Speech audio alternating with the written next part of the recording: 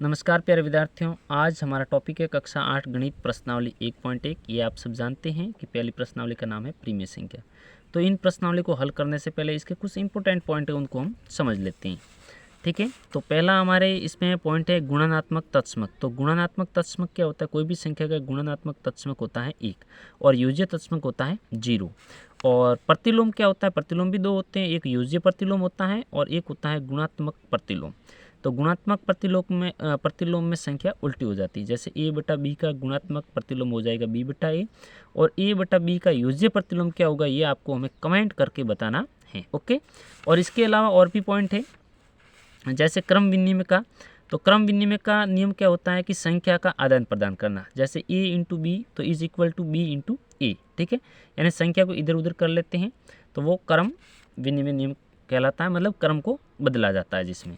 तो चलिए, इसके अलावा और भी ये गुणधर्म है, ये हम अन्य महत्वपूर्ण प्रश्नों में इसको कवर करेंगे। तो इस प्रश्नावली का पहला क्वेश्चन है हमारे कि निम्नलिखित प्रत्येक में गुणन के अंतर्गत उपयोग किए गए गुणधर्म गुण का नाम लिखिए। तो आपको गुण का नाम बताना है।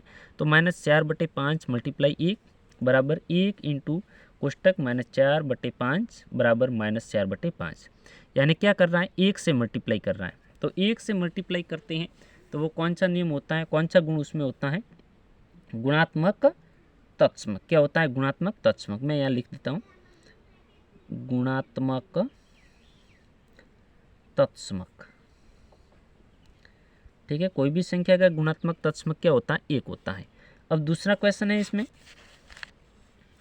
-13/17 मल्टीप्लाई -2/7 इज इक्वल टू -2/7। ये देखो -2/7 पीछे था, यहाँ पर बराबर में क्या किया इसने, आगे ले लिया है। ठीक है, और इंटू -13/17, यानी नियम हमारा कौन सा लग रहा है?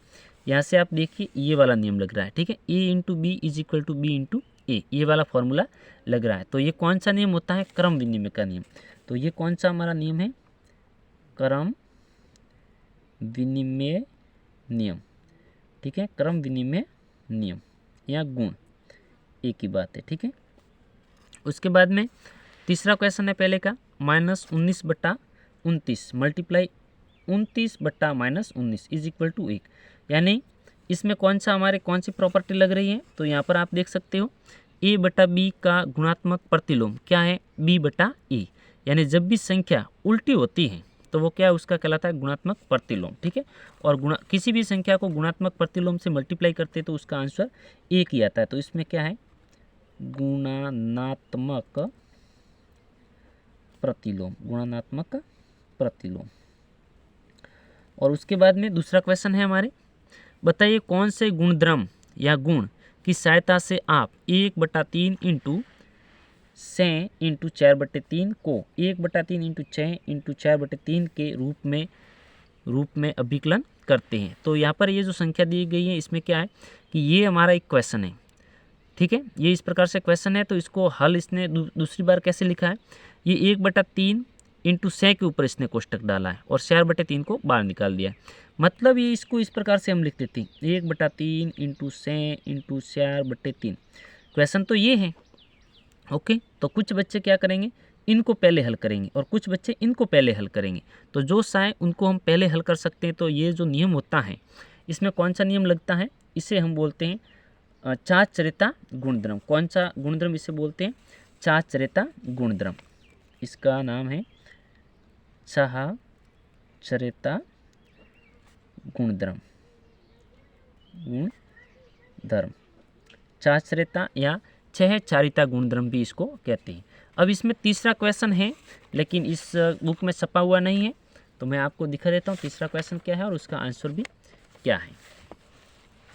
तो तीसरा क्वेश्चन हमारे इस प्रकार से है, ये दो परिमित संख्याओं का गुणनफल हमेशा, दो परिमित संख्या है और उसका गुणनफल मतलब गुणा करने पर, दो परिमित संख्या को गुणा करेंगे तो आंसर हमें क्या हमेशा क्या मिलेगा? एक परिमित संख्या मिलेगा। तो आंसर इस रिक्त स्थान में क्या आ जाएगा? परिमित संख्या। और यहाँ पर इनके भी आप देख सकते हो चारिता के गुणधर्म से इसको लिखा गया है। और इसमें देखो गुणात्मक प्रतिलोम है, ये क्रम विनिमय है, और ये है गुणात्मक तत्समक। ठीक है, इस प्रकार से ये पहली प्रश्नावली हमारे कवर हो गई। अब हम मिलेंगे पहली प्रश्नावली के अंदर कुछ अति महत्वपूर्ण प्रश्न उत्तर हैं उस वीडियो में। तब तक के लिए आप सभी को हमारी तरफ से जय हिंद, वंदे मातरम।